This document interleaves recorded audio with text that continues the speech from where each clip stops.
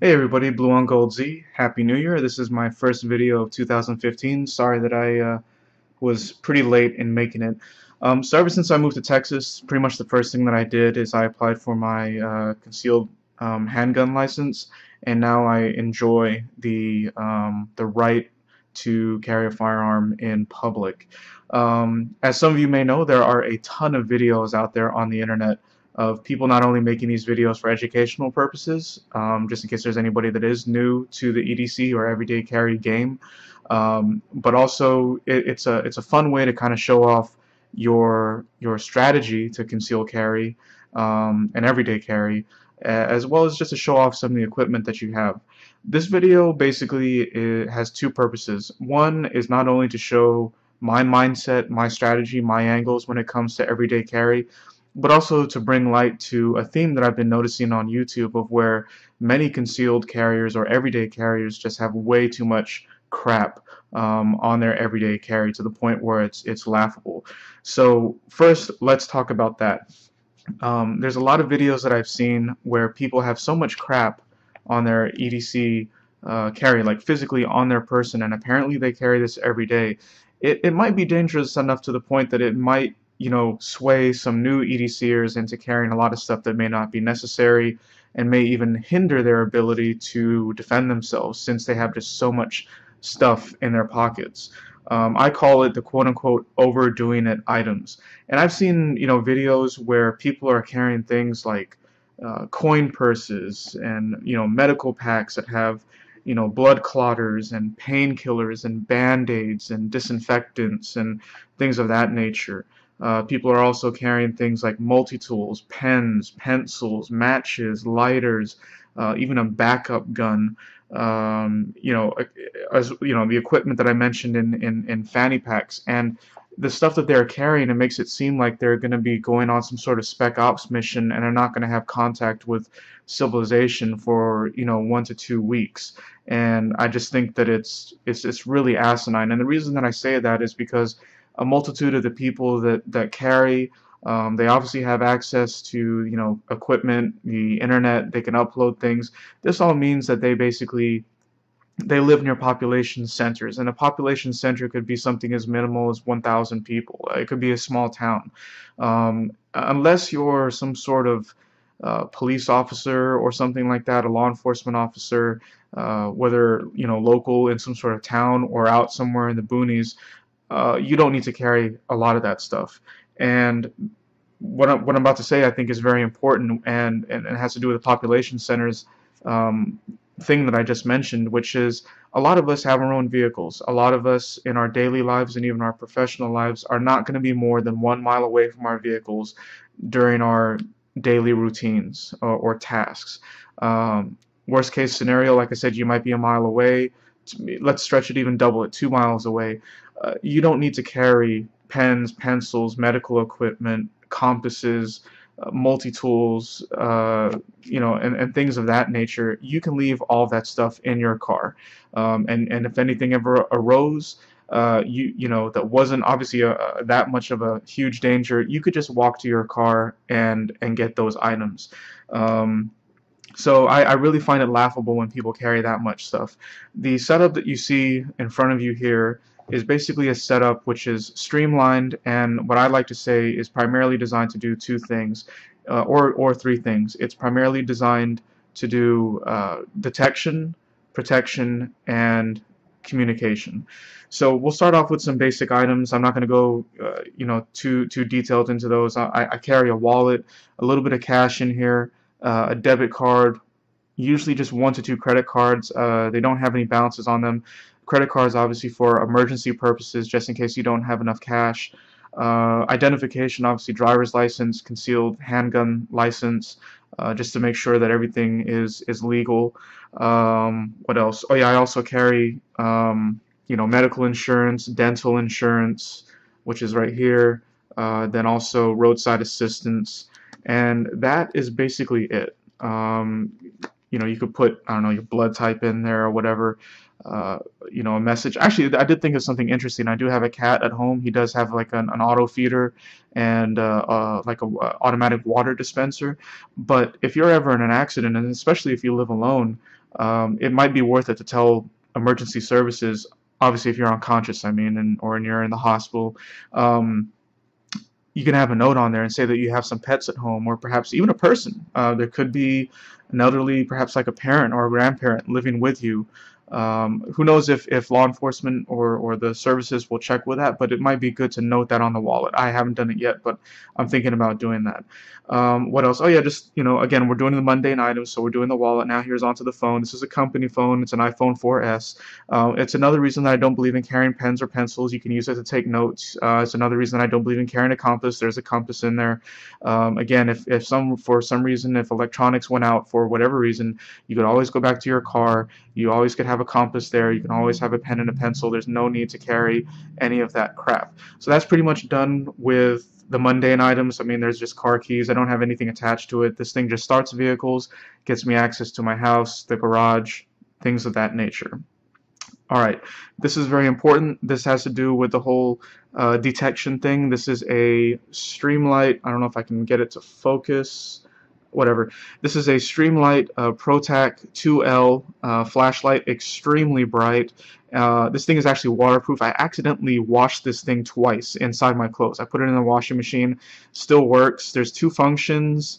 I mean, it's extremely bright. It's daytime still, but it still whites out, the camera, and it'll definitely blind somebody if you put it in their eyes, anywhere near their eyes, even probably within 20 feet or so.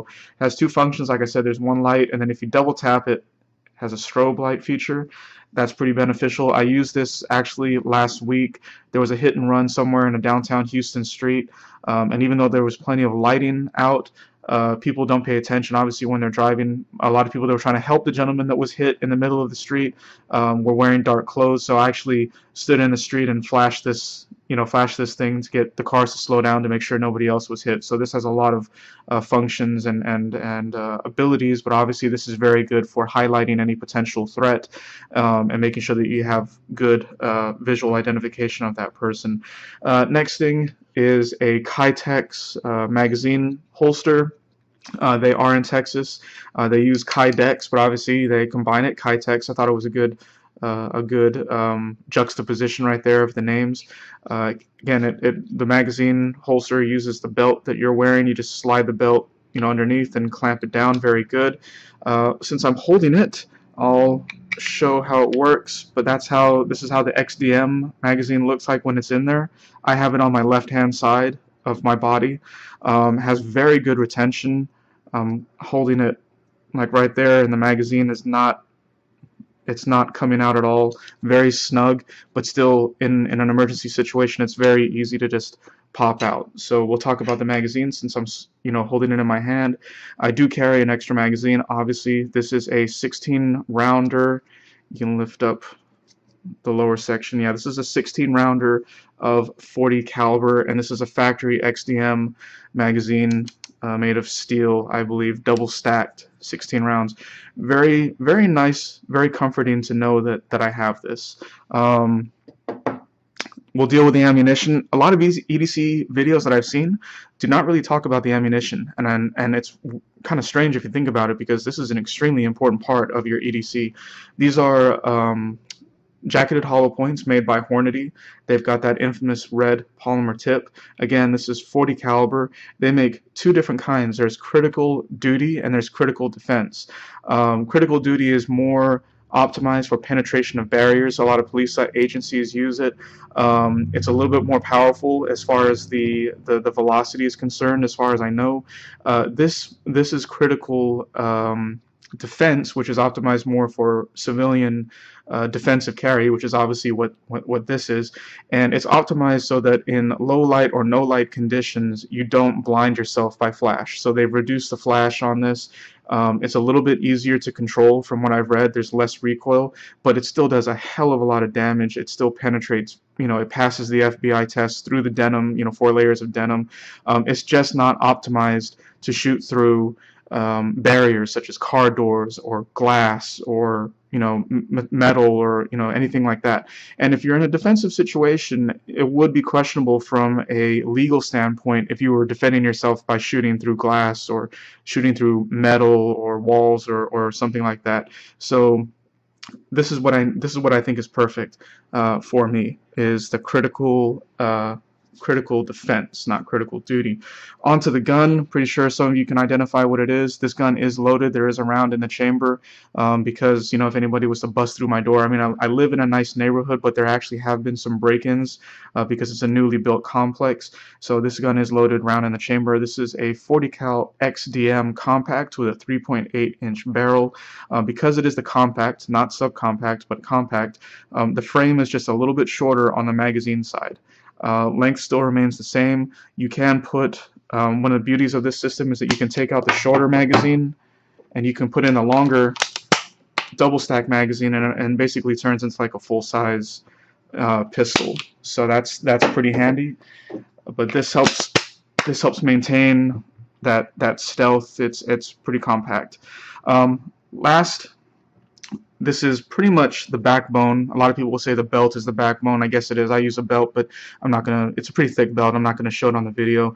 I want to keep it nice and concise. But the holster is extremely important. When I was doing a lot of research on holsters, a lot of people mentioned that in your concealed carry journey, in which it is a journey, you're going to amass many different holsters, because you'll buy one that you thought that was good, and then you'll discover something else, then you buy that one, and then another one, and then another one, and soon enough you're going to have a drawer full of holsters. I didn't want to be like that. I wanted to benefit from other people's mistakes, and I just wanted to go with one brand, and I believe that I chose the correct brand, and that is Nate Square Tactical, otherwise known as N82 if you search it on Google. N82. This is the tactical professional model, which is their latest model that has a polycarbonate shell. So a lot of benefits to this particular holster.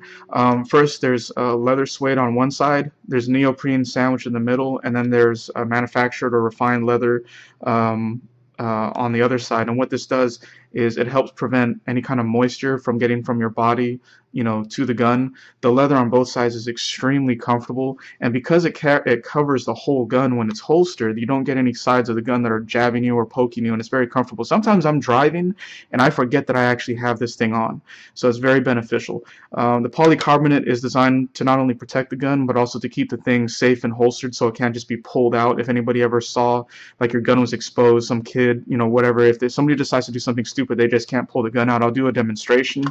So you might have heard a little bit of snap, so it's secured, but I'm trying to pull it and it can't get out. So basically this dimple helps, it goes up against the trigger guard, behind the trigger guard, and it prevents the gun from being physically pulled out. In order to release the gun, let's say you're already holding it in your body, you basically rotate the gun towards the body, and that gets it up from underneath the dimple, and then it pulls out. And it's a very, very interesting system. And again, there isn't any chances of any accidental misfires because, again, the trigger is covered by the polycarbonate. So overall, this is my EDC setup. It is designed to take care of the most immediate threats. It's not designed to find which way is north. It's not designed to, you know, if a kid scrapes his knee, I'm going to have a Band-Aid ready for it. It's not designed to, I don't know, start a fire. It's not designed for any of that. And I don't care what anybody says. I've seen videos of people that say I can fit all this crap into 4 pockets.